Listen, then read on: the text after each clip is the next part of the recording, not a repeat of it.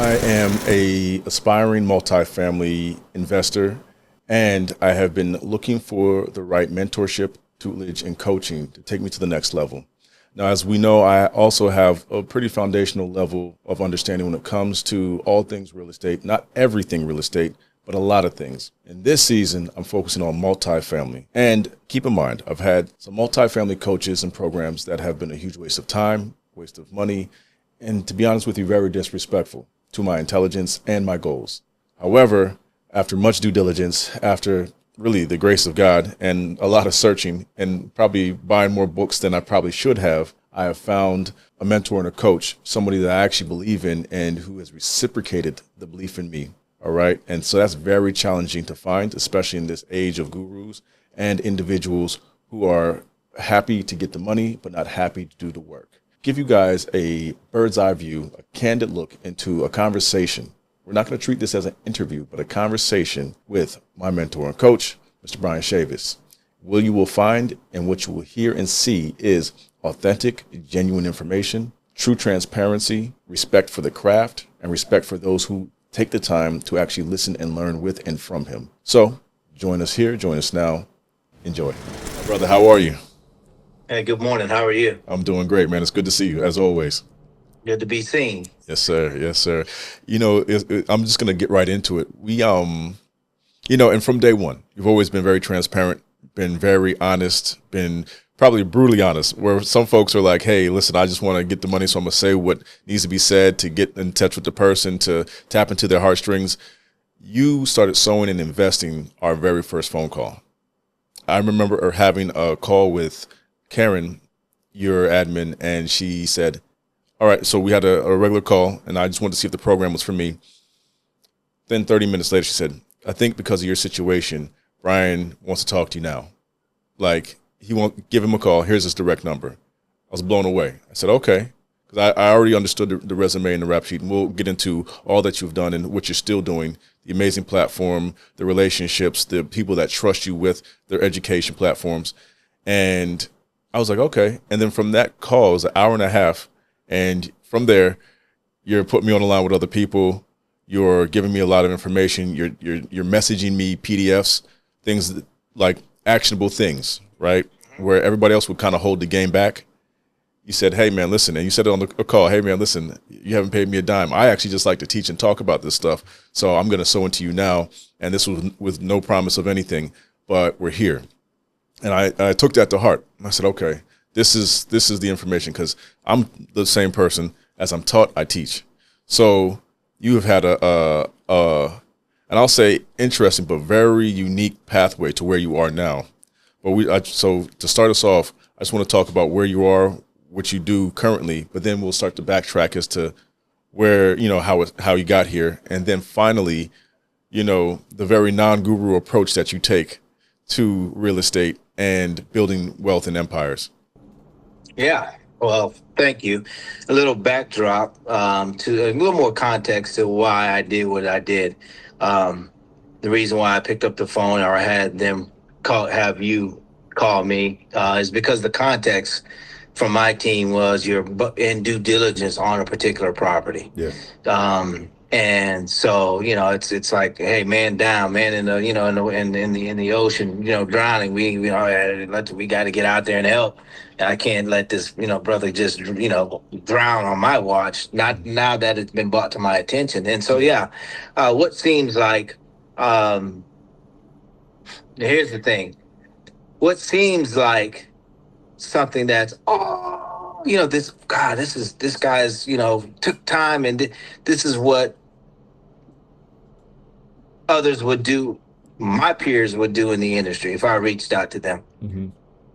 You all have been programmed for these gurus and these so-called experts and all this BS that's out there. And so you guys look at it as, oh man, this guy is taking his time and he's reached out. Well, that's what we're supposed to do. That's what if I called right now on this and you see me do this, open my phone and make a phone call to a colleague, and I didn't have something on, let's just, because I'm not a great retail, I'm multifamily. Mm-hmm. But let's say I bought something, mixed use, and it had retail. If I called my colleagues right now who are doing thousands of retail, malls, strip malls, you name it, if I called my buddy Andrew, who owns Franklin Street, he would sew into me just like you did, and we wouldn't think if any, we wouldn't. Oh my God, I can't believe. I mean, yeah, cool. He's the CEO and the founder of Franklin Street and Alley Group, and but still, I wouldn't look at it that way. And I think that is where we're all being misled, is because it's been, the industry has been crapped on by the experts and gurus that have popped up since the birth of social media, and then easy access to knowledge and so on and so forth, and the ability to build a brand and claim to be an expert and all this various stuff. And the definition of expert, because you can buy units doesn't make you an expert. It just makes you someone that can afford to buy units and raise capital. It doesn't make you an expert in that industry. Yeah. I can raise money and buy a race car, but damn it, doesn't mean I can get out there and drive it, right? And compete. And that's kind of what you see, that's what you've seen, is people have the ability to put capital to work for them and buy assets, but not really understanding the industry or the assets that they're buying, and really mastering the industry itself. What makes me unique, as you have pointed out, is I came through the industry. So I started out leasing apartments, working my way up into management and then acquisition specialist. And then I trained, I was given an opportunity to do training and teach classes in the industry for the National Apartment Association, my local chapter, the Bay Area Apartment Association. So I was able to teach classes, and that's kind of how I got into the whole instruction and learning that. And I did that for several years, and taught every module of the Certified Apartment Manager course. So that's kind of how I was introduced to the curriculum and understanding how curriculum and education worked. And then I understood how, through trial and error, how to make a brand out of it. Which leads me to what it is that I'm doing today. But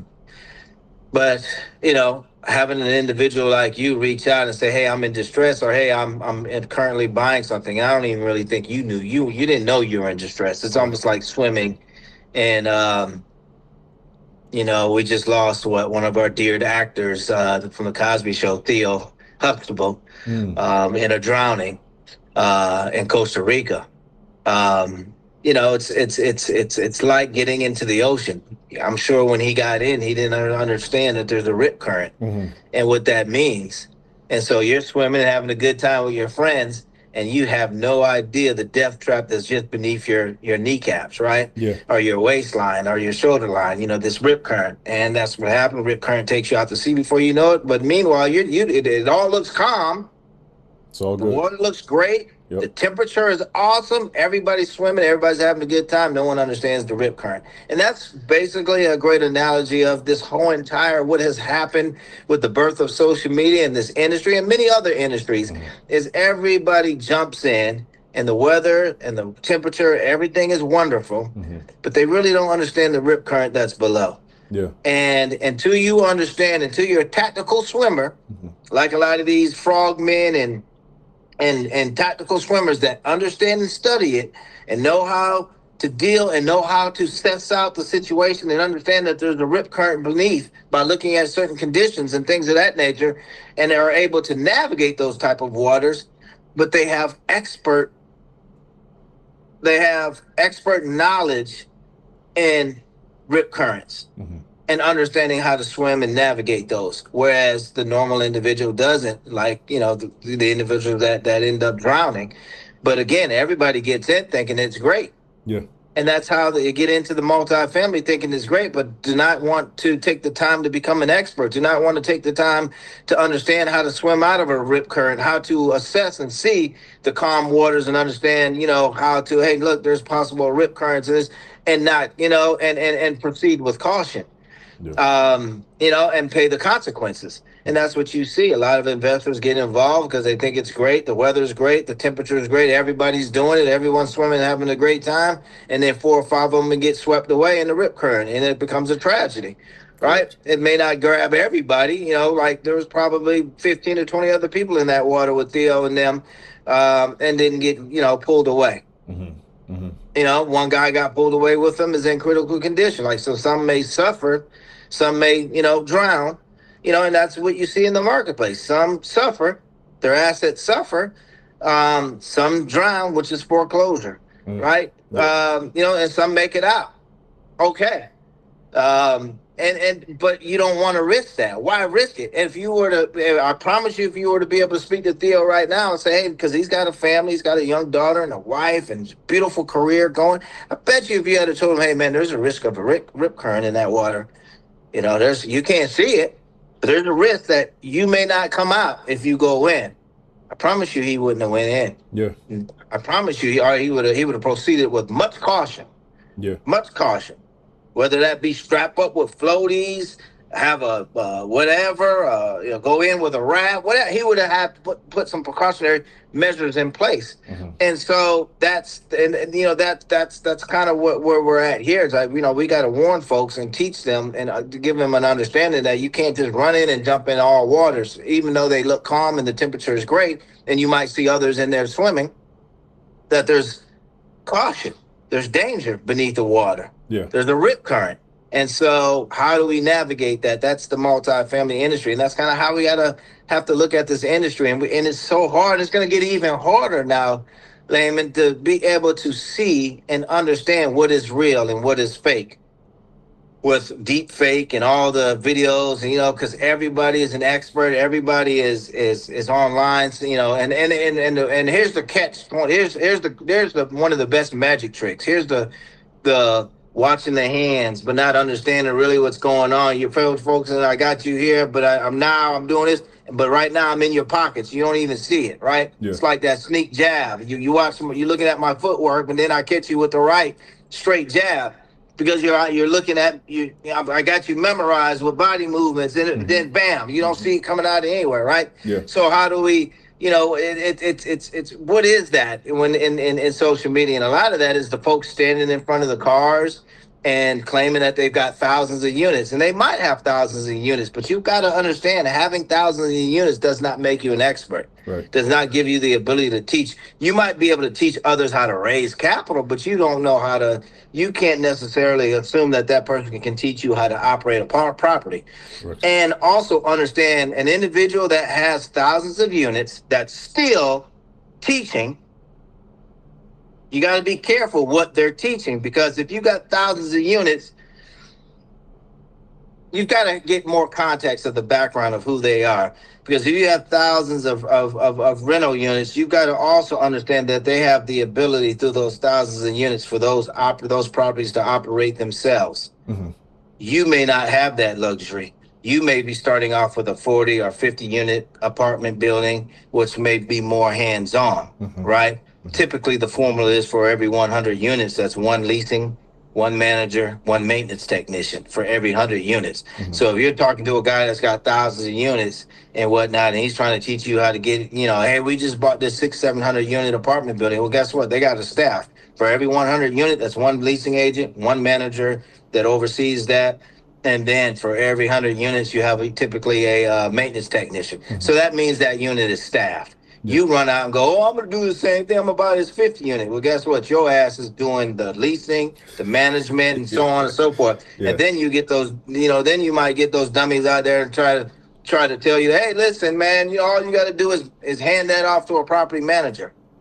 Ideally, it sounds great. Mm-hmm. But if you don't know what that manager is supposed to do, and you don't understand how to, number one, interview a manager, number two, how to implement the management plan and hand over to that property manager, inspect what you expect, you're setting that up for disaster. You're giving it something and handing something over to somebody, and now, the whole thing depends on them running it and managing it correctly.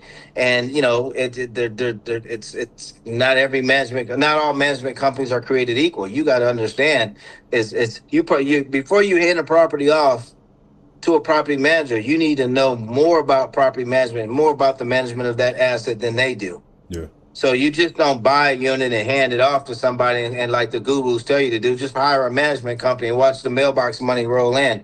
In theory, yeah, it does sound great in theory, but what happens when you get caught in that rip current? Right? It may not happen, right? You see 5 or 6 people in the water and 2 get swept away. But that your ticket might, your one day your card might get punched. And you just don't, again, like I said, if you had asked old boy and told him his, hey, listen, there's a rip current out there, there's a chance that you might not come back, I promise you he wouldn't have stepped put a toe in that water. Yeah. If he did, he would have been strapped up with vests and snorkel gear and all, he would, he would have been prepared for the possibility if someone had warned him.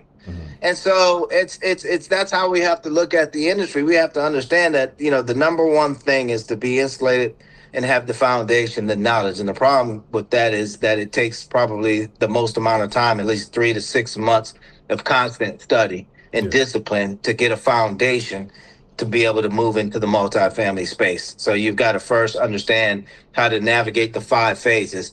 And that's the acquisition phase, the implementation phase, the stabilization phase, the growth phase, and then the exit strategy. And the exit strategy and the acquisition strategy almost are identical, because typically when you're in the exit stage, you're either preparing for refinancing or you're selling the asset, from which you still then you do a due diligence and you're auditing all your financials and your leases, and you're doing forensic audits to prepare for the sale. So to give it over to a broker, so they can prepare the asset for sale. So you're doing all the similar steps and processes that you do in acquisition. So they both are very similar, both phase 1 and phase 5. But you have to be able to navigate all 5 phases, and that takes a minimum of 6 to 9 months to understand. And that's where you are. You have some basic fundamentals, and the one thing you got to understand is your basic fundamentals are probably what would do you worse. Having a basic understanding and not having a full understanding, again, and I hate to keep using my brother Theo, but it kind of, I'm watching Good Morning America this morning, and of course it's paying tributes to him. And I grew up with this brother, with the Huxtables. I grew up. I don't know what era and how old you are, but I grew up watching the Huxtables. So, it's one of those things where, at the end of the day, if again, 6 to 9 months of training, it's well worth it before you're entering into waters that are unfamiliar, that may sweep you away. And so that's 6 to 9 months of education and training yourself, and having a little knowledge and a little bit, I know how to swim, I'm thinking that a little bit of knowledge, and that and not really truly understanding what a rip current really is, can have disastrous consequences. And I think a lot of people who do elect to go into the water, even if they are warned, it's because I can swim a little bit, I swim at my local YMCA. I do 5 to 6 miles. Not the same. It's not the same. Not the same. Because that can actually work against you in a rip current. Right? No, physical strength has nothing to do. You can go 9 miles in a pool, has nothing to do with ripe conditions. Anyway, 9 miles in the pool, anybody can do 9 miles in the pool with all the ripe conditions, right? And so you're depending on ripe conditions for your survival. And that's the same thing that we're doing in the industry, the space. You would have to depend on ripe conditions for you to make this right. But what happens if the conditions are not right? What if it happens? Do you think old Theo went into that water thinking that there wasn't ripe conditions? No, the weather looked good, right? The wind was good, right? The temperature was good. People were already in the water. All signs point to success. All signs point to a great day at the beach. Until it wasn't. Until they pulled him out lifeless. All signs pointed to a great day at the beach until it wasn't. And that's what you got to understand, is that, hey, you might have a little knowledge of real estate, brother, and all things points like you can navigate, and you look like a genius on your podcast and other areas of the industry. But then you get involved with this. Right. That I think that was, everything is good until it's not. That was the wake up call that I got with our first and second conversation. Remember, I called you and said, hey, I got something. Toronto, I'm excited. And the first question you asked me shattered everything, and rightfully so. You were like, okay, tell me about the statistical and the demographical information. And I'm like, I thought we were just going to talk about some numbers and some units and because that's what I was taught in previous circumstances. And again, this is just me going with the guru flow and the fluff flow. And I'm like, okay, people, and I remember you asked me one very important question, and you often ask this question: who pays the rents? That's right. The building of the people, and you don't know anything about these people, their income level, education level, how big their families are, all of those different things. And I was like, oh my God, I'm about to get myself in some real trouble. I'm putting in this LOI and see, and just like you said, you were somewhat of the I guess, a lifeguard in that situation, because I was getting ready to jump in. Yes. And you were probably a Coast Guard, more or less the Coast Guard. you were actually the Coast Guard, because I was getting ready to jump into that thing, not knowing there was a riptide right below me. Yes. And I was like, oh man, I'm in trouble. Like, I got to pull back. And you said, I mean, this ain't for you. You need to take 3 to 6 months minimum. I get you understand some things, but you need to take some more time, understand that there's more deals. It's okay. And I was like, oh, tough pill to swallow, because, everybody has that idea. Yeah, it's go time. Like I say, everybody look at like Theo. Oh no, it can't be. The weather's too nice. Look, there's people in the water. So how can they be swimming? No, man, I'm not taking off. We'll just jump in. And yeah. And I like I say, everything is fine until it's not. And then you look at those big numbers that the broker shows you. You say, okay, $400,000 a year revenue. You look at this, and you said something really powerful earlier, and just before we started, and you said any idiot can focus on can win off the sale, but not off the actual management or the IRR, right? Anybody, let's talk about that. Like, especially when we talk about people online and they're selling you a dream and they're selling you, and I had a $2 million. Well, there's the word. There's the word. What's that? Sell. Sell. True. Is a byproduct of marketing. Mm-hmm. Yep, you're right. You're buying a brand and you're buying marketing. Yeah. You're buying an idea of what, like, I can sell you a race car. I can sell you and tell you, hey, listen, here's the idea. This vehicle does this vehicle handles like this in the corner, this vehicle does it goes approximately this mile an hour, it takes this type of fuel. It's I can sell you the vehicle, but I can't sell you the skills to drive. And so they're selling you guys ideas, and they can run numbers and fictitious numbers, or even show you numbers that they have on properties, right? Mm-hmm. And again, if people say numbers never lie, that's BS too. I can make numbers do all kind of things.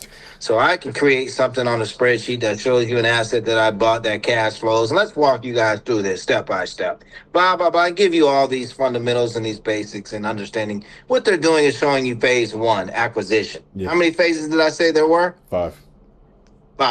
So they're just talking about one aspect of one phase that they sell you all on. Let me show you how to evaluate markets. Let me show you how to underwrite deals. Let me show you how to raise capital. Those are just 4 aspects of phase 1, which is acquisition. In that phase 1 acquisition, there's also the important, and again, take nothing that I tell you for the gospel truth. Do your homework yourself. Right. Do your homework yourself. Take nothing for the gospel truth that I tell you. Do your homework. In that framework that they teach you, and they got the big old apartment building behind them, and I'm gonna teach you how to build your wealth in real estate and multifamily. They tell you all kind of BS. Duh, it's absolutely right. Yeah, multifamily is the way to go, and all the stuff they give you, all those statistics to support why multifamily. Yes, correct. Right? Mm-hmm. Great. Costa Rica is beautiful. The weather is going to be great. The sand is great. The drinks are great. The hotel is great. Yeah. All that, yeah. Let's punch our ticket. All that's great to the moment we step into the water. And even the water, he might have been in there for an hour. And even, this is great. He's looking around, oh my God, talking to his friend this is beautiful, this is beautiful, all up until the very moment that the rip current came and grabbed him. Yeah. Right? So it all looks good. I can sell you. The brochure, I'm sure, that got him down there was wonderful. Mm-hmm. The marketing was wonderful. Whoever the hell pitched them on the vacation, oh, wonderful. Great sales. Great. Right? I can sell you something. I can teach you about underwriting in a class and give you theories and show you case studies and say, it depends on how these are designed. Some design them to get you all to put money into something as well as then try to make you a limited partner in one of their deals, right? So they're really just building out a network or an infrastructure or an ecosystem. That's what got me. Actually, it's pretty smart until the person driving the boat is a moron. That's what got me. Right? Yeah. That's got everybody putting into this ecosystem because they're doing right. They're raising money. But the person in charge of the boat, the person that's in charge, doesn't know how to navigate a rip current themselves, right? And so they're on the sideline when the person is in there getting carried away, and they're going, "Who help? Someone help!" Hollering for the lifeguard, right? No, you the one got us involved with it. Shouldn't you jump in and go get him? Right. Shouldn't you know how to navigate? Shouldn't you have been able to determine that there was a rip current by seeing the stillness of the water and why this area was so still and this area was moved? That kind of tells you there's something going on beneath, or whatever techniques that, not claiming I know, but whatever those are that people identify, including your lifeguards, that identified know, and they put the sign in the ground saying the water is dangerous, even though it looks very calm, because they've assessed the situation through a due diligence that they have, right? They're an expert. Put your money in with these people. They're experts at branding. They're experts at selling.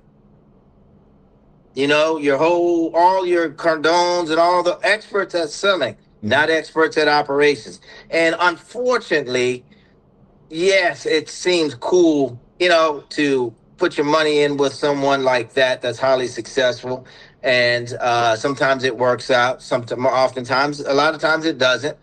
But most people are putting their money in because they will also want to learn for themselves how to do it themselves. Yeah. Now, there's two things. Do you want to be a limited partner and just get mailbox money? Then you just need to verify that the person understands the operations and knows it in and out. Typically, they're not great in operations. They typically say, "Oh, no, well, we hire a management company that's very successful." And that could work. That could work. And it works for a lot of the gurus because they have found a great property management company that is actually doing the day-to-day work. It's just hard for me to speak to a lot of them and ask them about the management company and the day-to-day operations and for them to articulate it to me versus them saying, "Why don't you talk to my property manager and they'll be able to answer all that." No, I'm not investing with your property manager. I'm investing with you. You're asking me for $350,000 for your project, right? I'm investing with you. If you're asking me for $350,000 as a limited partner, right? You're asking me to invest in you. Correct. Right? And so for you to tell me, speak to your property manager and ask those questions, no, you need to know just as much as the property manager does when you're raising capital. And see, these are all signs of the gurus and the experts misleading and being more sales oriented. If they can't navigate those 5 phases, acquisition, implementation, stabilization, growth, and exit strategy, if they don't have systems in place to navigate all 5 and they can articulate that, and they can only articulate the acquisition phase, which is the raising money and the underwriting, right? Those are all the things that I'm sure you were sold on when you bought your program. Yep. Right? Yep. The underwriting, the raising of capital. We're going to teach you how to raise capital. We're going to teach you how to underwrite deals, right? We're going to teach you how to participate maybe in a deal with us, right? With all these various different things. All that again. But we are then going to teach you the management plan. The management plan is how this property is going to operate based on the underwriting. And then the management plan is what we're going to hand over to the property manager and work in conjunction with them. So, there's pieces of that acquisition that they're even leaving out. But again, that is not sexy. Right. That is not come and learn in 2 days. Right. That doesn't want to get anybody to part ways with $20,000 for a boot camp to learn the management plan. Number one, they don't know it. And number two, it's not really all that sexy. It isn't. Only to a true practitioner is that sexy. But to a person like you that might be not in the industry, that's coming from maybe the real estate sector, as a licensed real estate professional or something like that, or maybe even a broker or whatever, mortgage broker or licensed real estate broker, if you are just the average Joe, a physician, a doctor, or someone that works at Walmart, wherever, if you're coming from any other sector, it might look great. You know what I mean? Until you buy that property and figure out, oh my God, When you get the keys from the title company on Monday, you got to start running this thing on Tuesday, Wednesday, and your asset may not be 200 units. Your asset may be 20 units. A 200 unit does not run the same as an asset. Based on what I just told you, for every 100 units, that's typically what? One leasing, one manager, one maintenance technician. Right. For every 100 units. So if you got shy of 100 units, you typically either are going to hire a second-party property manager or you're operating that asset yourself. And either way, you've got to know the knowledge. You have to have the basic fundamentals to be able to navigate and put that whole thing together, even if you hire a second-party management company. Question for you. So I know a lot of people are intimidated with multifamily, and a lot of times they want to go smaller. And the reason why I say this is because I was told early, 75 units or greater. Don't go smaller. If you want to do 100 or plus, great, because then you have a staff, just like you're identifying. But for those who want to start smaller, is there drawbacks other than being more hands-on? Can it be just as lucrative? Oh no, it is just as lucrative. Not everybody's going to have the keys to a 200 unit pathway. Right. Right. I mean, and some people say, well, if you can do, if you can do 20 units, you can do, 80. If you can do 80, you can do 150 as far as raising the money and absolutely, absolutely. But unfortunately, if you do this for a living and you understand the reality, sometimes a 200 unit is not presented. A 40 unit is, or 30 units, or 10 units, whatever it might be. And then it don't always come out perfect. And so your entry point might be, after me being sick, my entry point was a project of 22 units, right? I'm used to having operated 2,200 units in a portfolio. So, all that is irrelevant to me because I have the skill sets to do 1 or 1,000. So it doesn't really matter what's presented. So when people say, oh, yeah, you should do this, you should do that, you should be quiet. Because you're just talking. It's just talk. It doesn't matter your entry point. The only thing I would say is that you want to look at multifamily. Because if I have an opportunity to do a 2 unit or a 4 unit, and I can get in at roughly the same neighborhood of price points, I'm going to do the 4 unit. So the point is, the more units, the better the critical mass, the economies of scale. So the more units, you benefit from the economies of scale. Okay? So a 2 unit is better than a 1, right? A 4 unit is better than a 2 because you're benefiting from the economies of scale. What does that mean, Brian? Well, that simply means if you have a single family home and I have a duplex, you have 1 vacancy. What is your occupancy rate? 0. You're 0% occupied or 100% vacant. Yeah, 100%. What is my occupancy rate if I got 1 and 1 vacant and I got 2 units and I got 1 vacant? You're at 50%. 50%. So you're telling me I just shaved 50% off of my risk by owning 1 more unit? Right. Yes, that's what we're saying. Yep, absolutely. So that is understanding how to benefit from the economies of scale. The more units, the more ability. Here lies the underlying secret to why a lot of these gurus trick you guys into thinking that they know what they're doing. It has nothing to do with their operational skills, and it's because the more units they have, the easier it's to hide the dead bodies, the easier to hide the inefficiencies in operation because the asset carries itself. Watch one of my YouTubes where I'm at a 550 unit apartment building in Orlando, Florida. Run by Stevie Wonder and Ray Charles. Blind as bats. This organization, this team. Blind as bats, this team. Couldn't touch their toes and just blind. But yet it was still running and operating. Yeah. Why? Because the amount of units that they had, they can hide all kind of efficiencies. People were stealing. Units were said that they were occupied when they were vacant. It was a complete show. No renewals.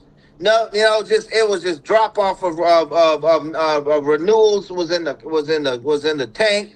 It was suffering. I mean, it was really bad, but was still afloat because the amount of units. Okay, so you can hide a lot of mistakes in the amount of units. and as well as the area of the property and where it was located, being Orlando, Florida, a highly appreciable asset, keeps these things afloat.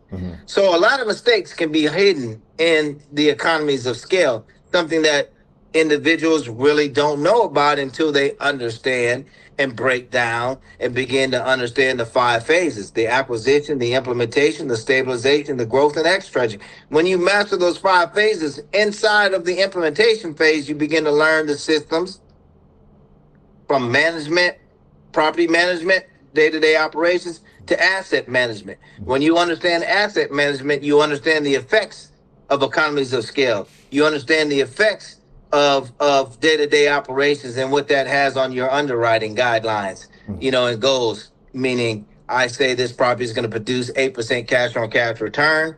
You know what I mean? Great. That looks good on when you're in that boot camp. It looks good on the case study. But how are you going to actually get there day to day? What happens when COVID pops up? Right? What happens when the market softens? What happens when interest rates go up? Inflation goes up? What happens? How do you navigate that? You bought 2 years ago. Now inflation's up. When you bought, the rates were X or Y.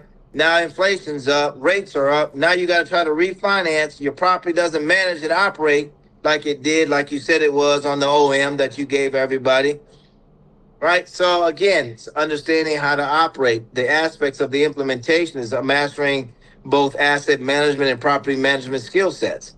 And I think so many people get along. There's a lot of property management companies out there that say we are great in property management, but you ask them asset management tech questions and they have no clue what asset management means. So, again, but yet people are handing properties over to these individuals, left and right. Yeah. They know day-to-day operations, but they don't understand asset management. And the difference between, you might be asking, your viewers might be asking, well, Brian, what is the real difference between asset management and property management? I'm glad you asked. So asset management is more like if you watch NASCAR, if you watch Indy. Yeah. Asset management and property management. Property management is like the pit crew and the driver.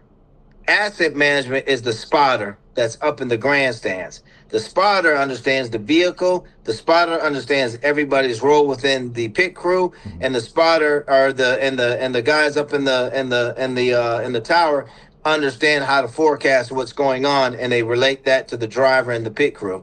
Turn 1, we got an oil spill, or so and so is deep or a little low in turn 1. I need you to come high, reduce your fuel mixture here, be ready.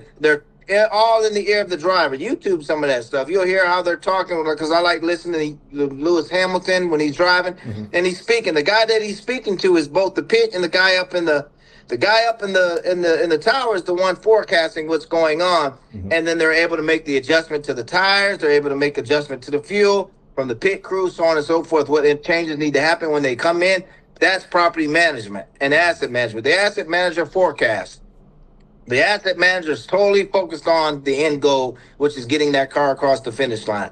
That is the asset manager. My job as an asset manager is to look at the underwriting when we bought that property, or we put it under due diligence, right? Or you put an LOI in and we begin to evaluate that asset. The asset manager's job is to put a management plan in place that coincides with that underwriting. So if you say you're going to get 8% cash on cash return, 22% IRR, damn it, you better have a process and systems in place to get me there, and not just say, hey, let's just give it to a property manager and wish for the best, because they do property management and they manage other assets in this area, so they got to be good. Well, first of all, they're second party. You're one of many clients that they have. They're not going to focus on that asset like they focus on like you would. You need to understand asset manager. It's like not having a spotter. So now when you come into turn 1, everyone else was warned minutes ago, right, how to make adjustments in turn 1, and you're going blindly into turn 1 into the oil spill, and you could bring that car into the wall.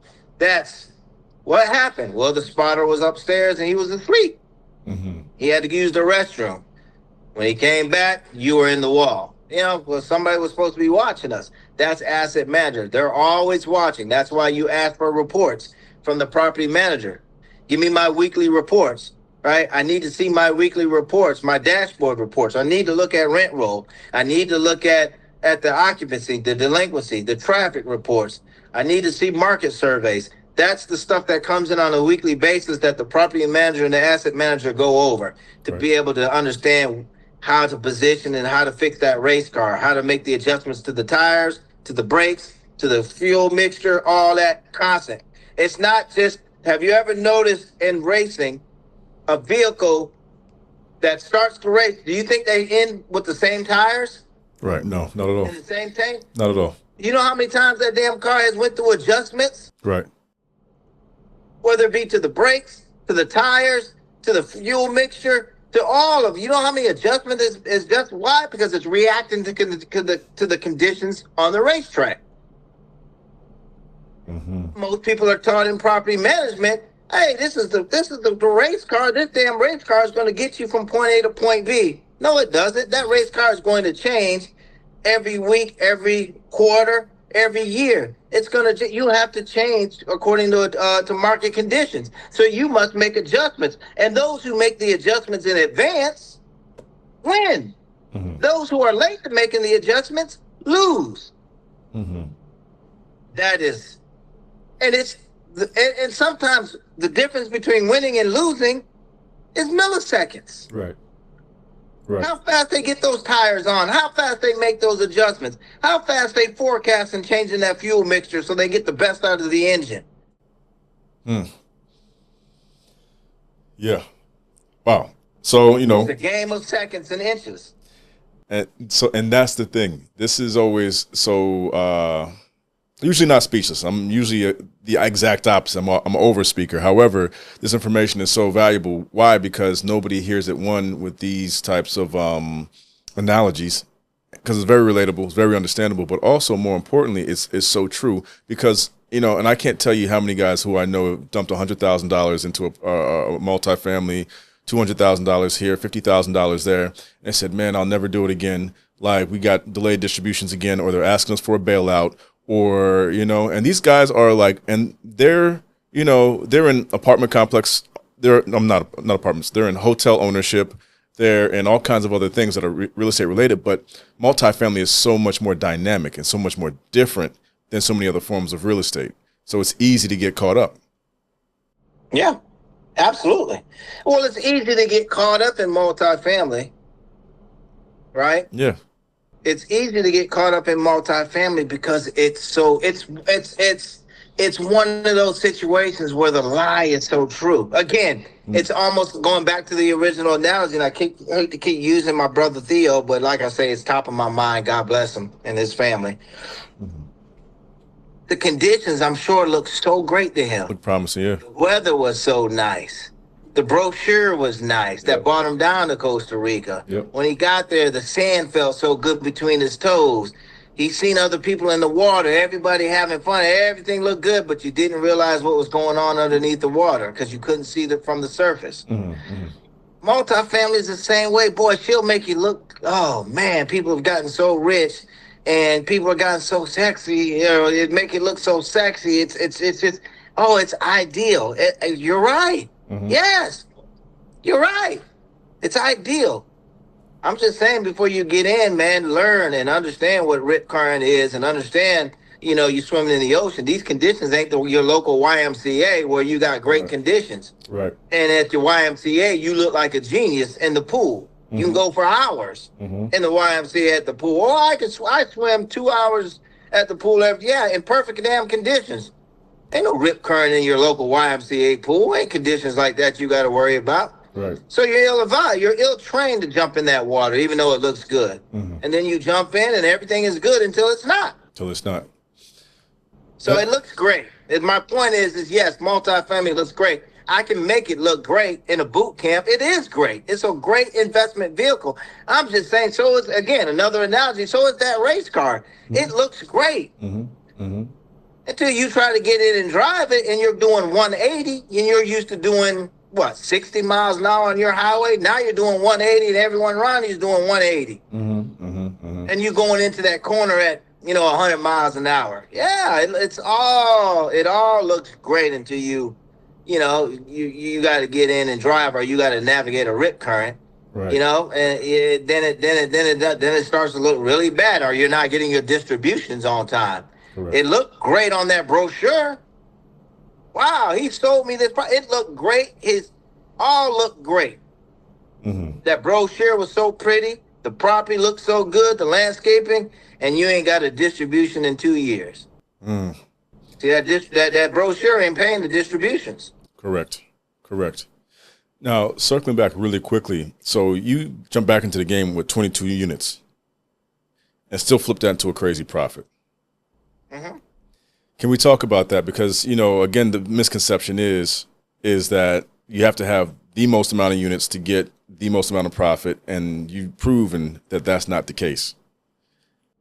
It's not. It's how you structure the deal. Mm-hmm. It's how you locate a value add project. Yeah. And you structure the deal. I structured the deal to get paid handsomely based on performance, though. So if it didn't work out, I hardly got a thing other than the management every month. Gotcha. If it did work out, I made away like a gangbuster. But I made my investors their money, made their original money, and then doubled their money. Mm-hmm. Right? And if I did that based on IRR and other hurdles, then I got a certain percentage. But I only got that certain percentage if the project went well. Mm-hmm. And so I gambled and doubled on my skill sets. And so that, again, I'm confident because unlike what we're talking about, I knew to do what the acquisition phase was all about. Again, another area that no one really talks about. People talk about how to identify market areas, but they really don't understand the science of identifying market areas. What is SEOTA? Strategic Evaluation of Target Area. Studying building permit activity, studying average household size, studying demographics, psychographics. Demographics tell you who, psychographics tell you why. Understanding where the mortgage and interest rates were. All of this information tells me where I need to find my next opportunity. Then when I find my next opportunity, I look at the demographic and psychographic information of that property. I look at how she's operating, where her rent schedules and her operating expenses are currently, and how I'm going to add value to that asset. Not through a rehab per se, but through just simply changing the management and the day-to-day operations, then through a rehab. Mm-hmm. Understanding what the market needed and then making those adjustments and understanding that every time I went in and did a rehab, that there was a science to the rehab. When I put a ceiling fan in, how much that ceiling fan cost me $80 every month. What is known as the payback period? If I put a ceiling fan in, it cost me $80. I can get an extra $10 in the rent. If I put in wood floors or I did this or this upgrade or that upgrade, how much I can increase the rents per upgrade. Mm-hmm. And then what the payback period was on that. Because if I don't understand the payback period, then I truly don't understand IRR. And that's why your people are not getting their distributions, because people they understood the definition, or at least they thought of IRR, but they didn't understand how it actually took place. Mm-hmm. Let me explain.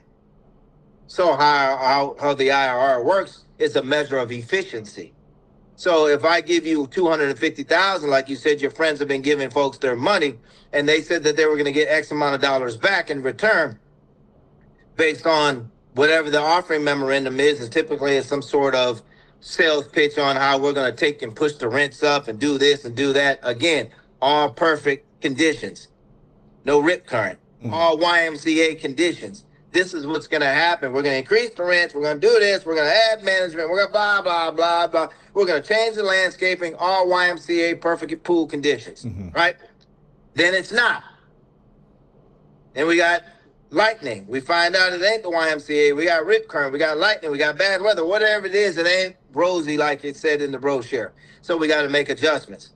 Now, when you make said adjustments, if you really don't know what you're doing, because as an asset manager, you're not spotting and forecasting, and you don't know what you're doing, you're going blindly, and you're using the Ray Charles approach, you're just going blindly into it, then what happens is you're not making the right adjustments. So, i.e., you do a rehab for a property, not understanding the payback period. So you told me in the OM that we'll turn this property around in 3 months, 6 months, 9 months, year one. Mm-hmm. But now it's really 14 months, year two.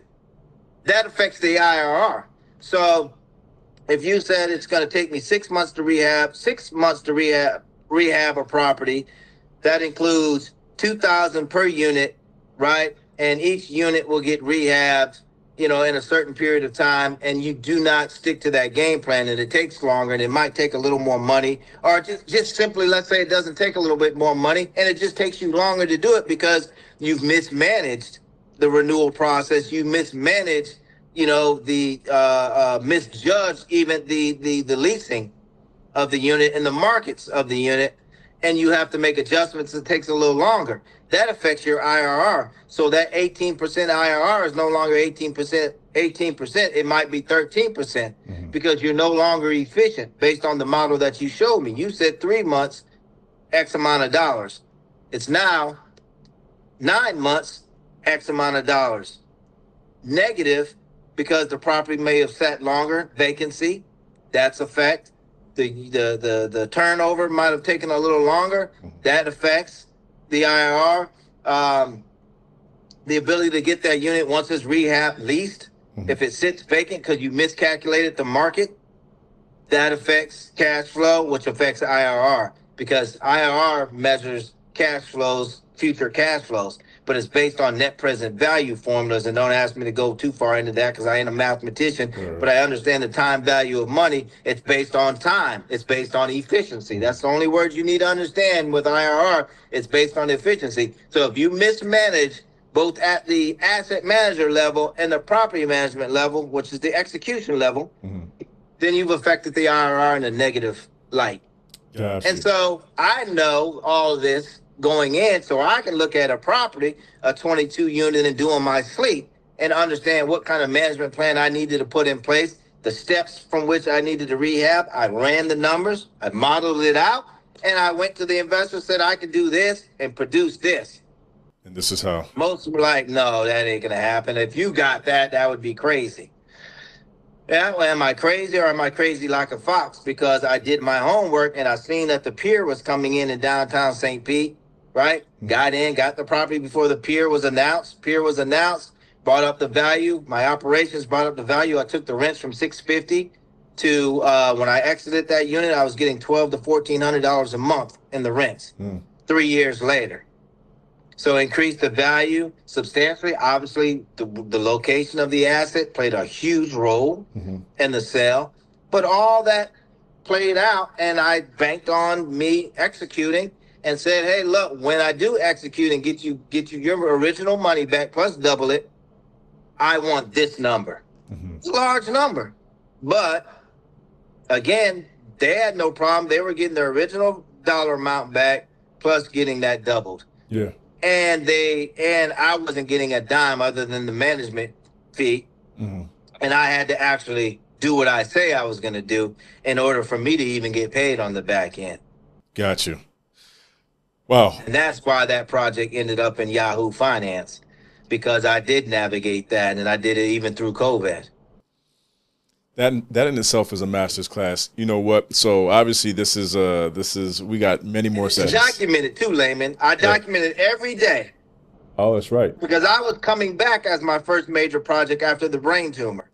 I was, and we'll save that for another episode. I know you wanted to get in that, but we don't have time. I'm going to have to jump off and talk and meet with some of our other instructors today that we have on the platform.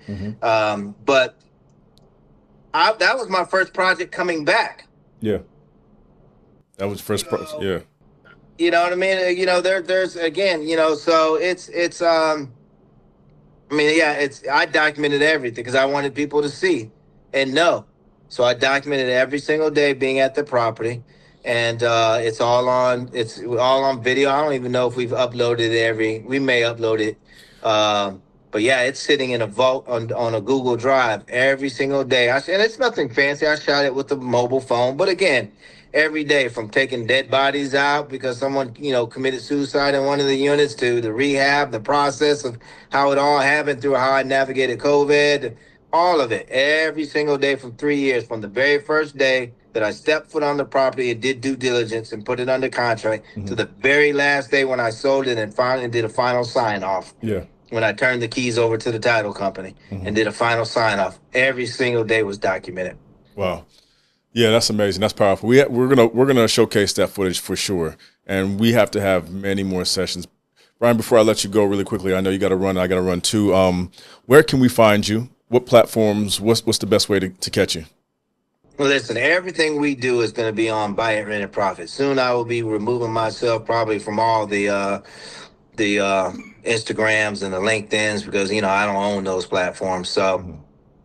For me, my knowledge and what we share and a lot of the trainings is going to be on the platform. Everything you can imagine is on the Buy It, Rent It, Profit platform. It is the world's only all-in-one rental investing platform, specifically for rental investors, all levels, from the beginner to the expert. I'm literally programming our bots right now to be able to have conversations with you if you're a beginner, and the bot will talk to you just like I'm talking to you right now. I'm programming it because it will answer just like you were asking me questions and I was giving you an analogies and stories. I'm programming the bots to do the same thing to help break it down because I'm using my stories, I'm using my analogies, I'm using my training materials and things like that to program these bots. They know everything about landlord tenant law in all 50 states. They know everything about underwriting, asset management. Mhm. They're well versed and well ready to help you. We've got all the tools and resources in the platform, and it's complimentary when they use your code. They'll be able to find great instructors. We have some of the best industry instructors around teaching classes, and most of the classes, I'd say 80% are free, Mhm. complimentary. People say, well, how do you make money on the platform? People like Home Depot and Suncoast Credit Union, Lake Michigan Credit Union, our many sponsors on the platform are what keep the lights on and make the platform profitable. So Amazing. again, not off the backs of our members, Hmm. but through the help and the vision of our sponsors. Awesome. That's amazing. So what we're going to do in the description below, we're going to put links, codes, everything that people need to get in touch with you, two, get on the platform. We'll include my code as well. And this is, like I said, this is one of many. We've already talked about it, so we have so much to cover. This is going to be big. I've learned so much through this conversation. I know anybody who listens to it is going to be blown away. So, B, I appreciate you. Thank you so much. Thanks for having me. God bless you, man. We'll talk soon. God bless. Peace.